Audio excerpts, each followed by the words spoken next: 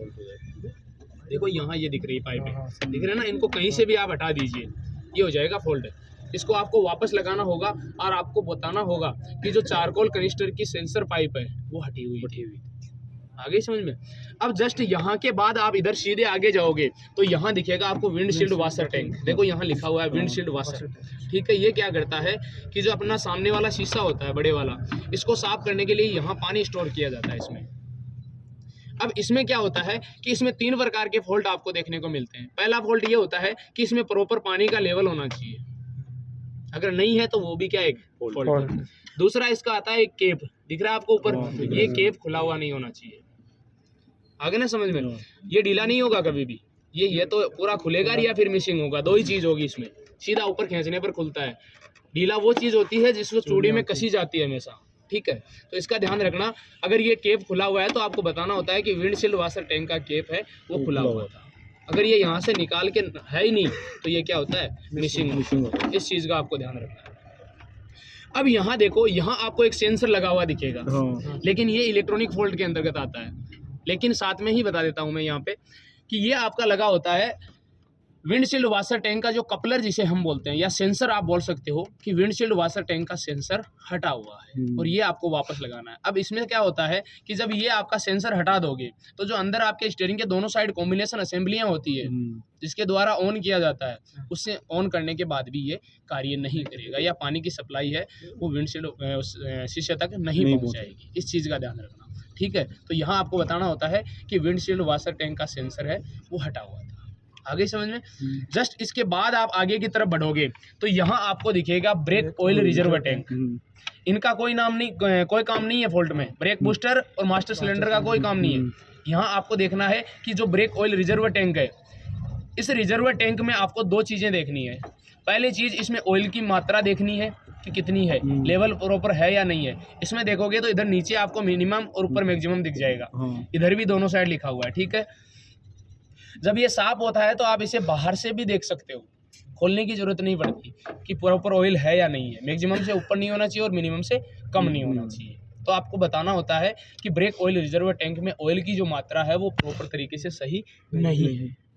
अब इसके बाद देखो, यहाँ से ये ढक्कन खुलता है, ठीक है। इसको एंटी क्लॉकवाइज घुमाओगे तो ये लूज हो जाता है। जब ये है ही नहीं, यहाँ से हटाया हुआ है, तो आपको बताना होता है कि ब्रेक ऑयल टैंक का क्या है, केप मिसिंग है। और जब इसको ढीला किया जाता है तो आपको बताना होता है ल्यूज है। बार बार पूरा नाम नहीं बोलूँगा। अब इसके बाद अगर ये पूरा खोल के रखा हुआ है तो आपको ये बताना होता है कि ब्रेक ऑयल रिजर्व टैंक का जो ढक्कन है या केप है वो खुली। सेम चीज़ इसके साथ आएगी। जो क्लच ऑयल रिजर्व टैंक है वही सेम चीज़ें इसमें आएगी। आपको ऑयल की मात्रा देखनी है, कम है तो वही आपको बताना है कि प्रॉपर तरीके से है वो मात्रा नहीं है। और साथ में अगर ये केप खुला हुआ है तो आपको बताना होता है कि क्लच ऑयल रिजर्व टैंक का जो केप या ढक्कन है वो खुला हुआ है, ढीला है और मिसिंग है। तीनों चीज़ें आएगी। आगे समझ में। अब देखो, यहाँ जस्ट आप आगे बढ़ोगे तो यहाँ देखने को मिलेगी डिपिस्टिक। लिपस्टिक मत बोल देना कोई भी, डिपिस्टिक, ठीक है। जैसे ऑयल गेज भी बोलते हैं। मैकेनिकल भाषा में इसे ऑयल गेज बोला जाता है और किताबी भाषा में इसको डिपिस्टिक बोला जाता है। ये क्या करता है कि जो इंजन में ऑयल की मात्रा होती है उसको बताती है कि इंजन में ऑयल कितना है। ये जैसे देखो अभी निकाला हुआ है ना, ये फॉल्ट है। ऐसे निकाल के छोड़ दिया जाता है और ये फॉल्ट हो जाता है। और आपको बताना होता है कि डिपिस्टिक है वो खुला हुआ था। इसको आप बाहर निकालोगे पूरा जब आप, तो इसमें 2 कट देखने को मिलते हैं। एक डॉट सबसे नीचे, एक डॉट ऊपर। नीचे वाले डॉट हमेशा मिनिमम मात्रा होती है और ऊपर वाला हमेशा मैक्सिमम होता है। ऑयल संप भी बहुत नीचे होते हैं। 3 है, 2 ही है, 3 नहीं होते, 2 ही आते हैं मेरे भाई। अब देखो, इसमें ऑयल कब चेक किया जाता है, जब पूरी रात गाड़ी खड़ी रहती है या कम से कम 3 से 4 घंटे गाड़ी खड़ी रहती है, तो उसके बाद डिपिस्टिक को बाहर निकाला जाता है, कपड़े से साफ किया जाता है और उसके बाद वापस डाल के चेक किया जाता है कि ऑयल का लेवल कितना है। मैक्सिमम से अबाव नहीं होना चाहिए। अगर मैक्सिमम से अबाव है तो भी वो एक फॉल्ट है। मिनिमम से कम नहीं होना चाहिए। अगर कम है तो भी वो क्या है, फॉल्ट है। इस चीज का ध्यान रखना। सर अगर डिपिस्टिक वहाँ पे बंद में दी, हाँ, तो मैं खोल के चेक करना है? ना वो कोई चीजें चेक नहीं करनी है। आपको ये देखना है कि फॉल्ट बाहर से डला हुआ कौन सा है, ठीक है।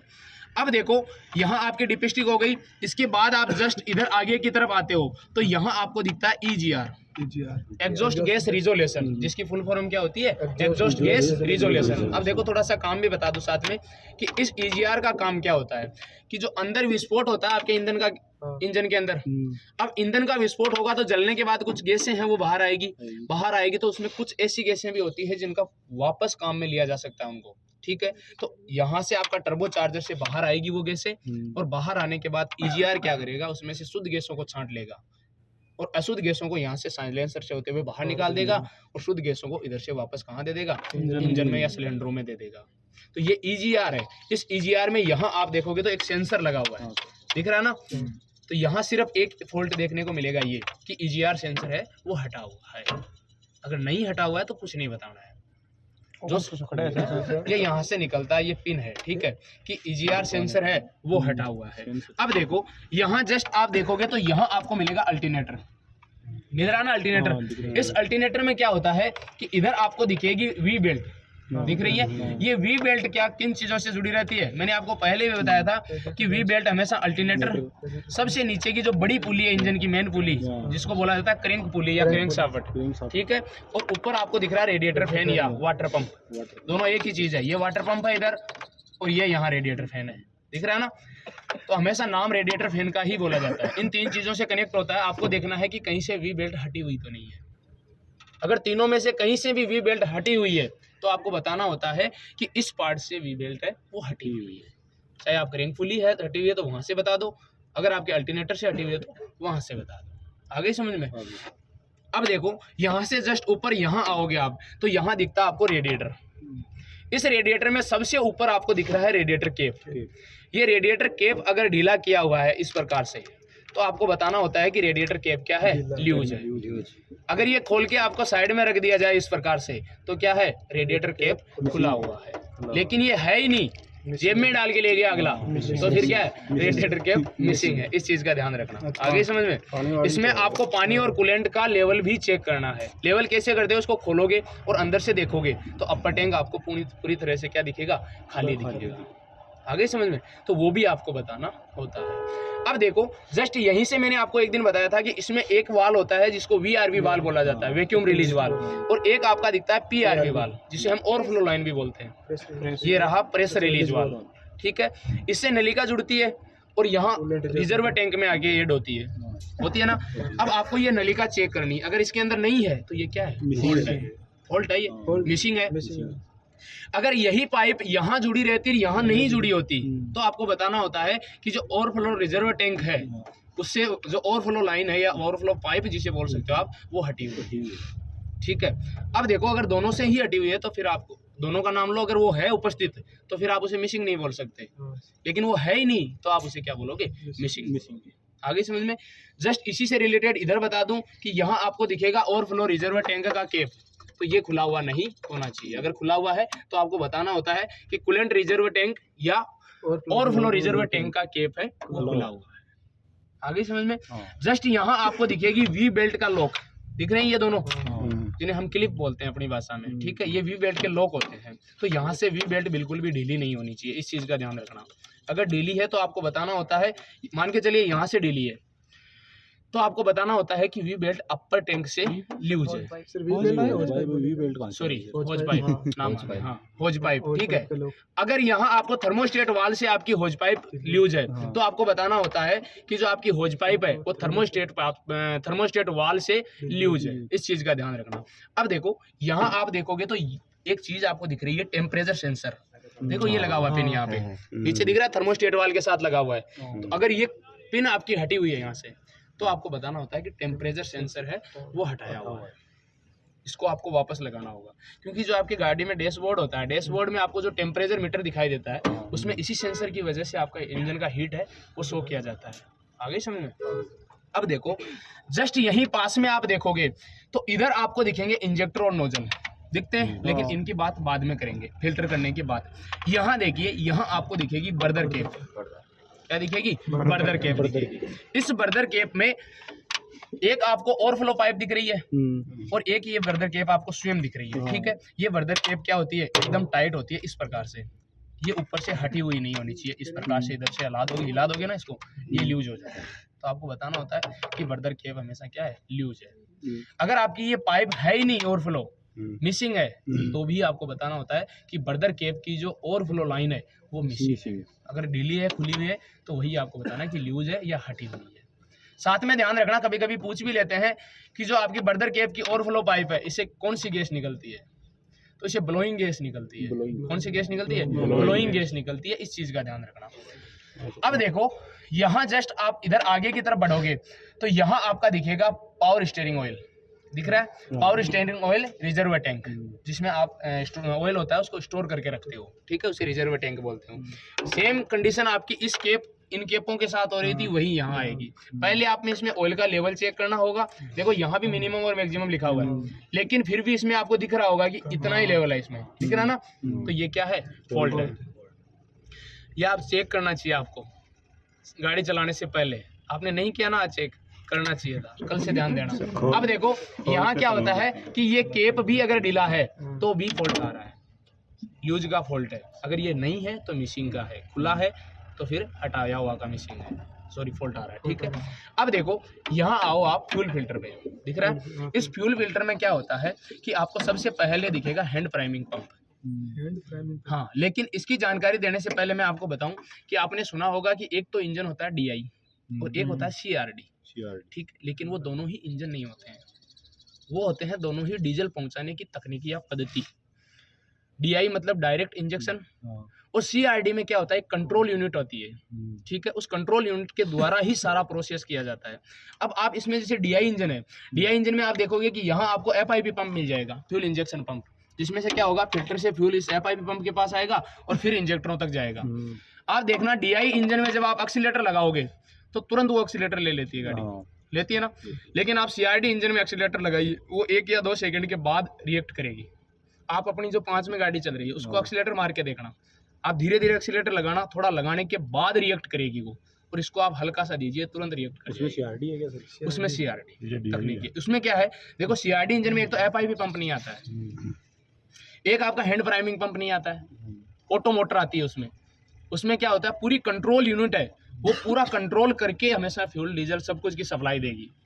आगे समझ में, जैसे एयर की सप्लाई देनी है तो भी वो कंट्रोल यूनिट देगी, कितना एक्सीलेटर बढ़ाना है वो भी कंट्रोल यूनिट के द्वारा ही होगा। मतलब जो प्रोसेस होनी है वो कंप्यूटर के द्वारा होती है सीधी। उसमें फ्यूल इंजेक्टर वो पंप नहीं आता, ना उसमें पंप नहीं आता, उसमें ऑटो मोटर आती है, ठीक है। इसमें अपन क्या करते हैं, जो ये देखो एक्सीलेटर का वायर आया है, दिख रहा है आपको, इस एक्सीलेटर के वायर से यहाँ से नट टाइट करके एक्सीलेटर को बढ़ा देते हैं, जिसमें अपन को खुद को लगाने की आवश्यकता नहीं पड़ती है, लगी रहती है ऑलरेडी, देखा होगा आपने बहुत बार। तो वो यहाँ से कर देते हैं, लेकिन उसमें आप नहीं कर सकते, उसमें आपको गाड़ी को कंप्यूटर पे लेके जानी पड़ेगी और कंप्यूटर के द्वारा उसमें बढ़ाया जाएगा।